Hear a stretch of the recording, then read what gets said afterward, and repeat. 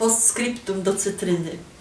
Wspomniało mi się takie coś, że dała jeszcze większą plamę niż u tej mojej koleżanki na urodzinach.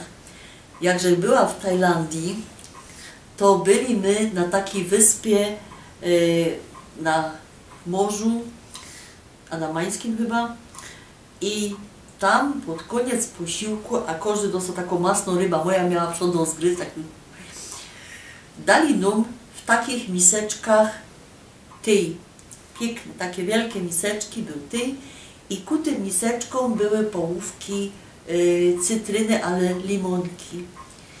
I on się ucieszyła, go do mnie runie. Nareszcie restauracja w takich do Tajlandii, kaj one dają richtig taką porcję tej cytryny. I on się wcisła, nie widziała nikaj łyżki. Cukru też nie widziała. Wypiła, zaczęła to pić, a naokoło te taje się wszystkie zaczyny śmiać. Co się pokazało? To było tak jakby za czasów Ludwika Wtosik wypił woda różaną do umycia rąk, bo to był tej razem z tą cytryną do umycia rąk, co by palce nie śmierdziały rybą, bo my ta ryba jedli palcami. Także to była ta pierwsza plama mojego życia, a drugą była u Oli.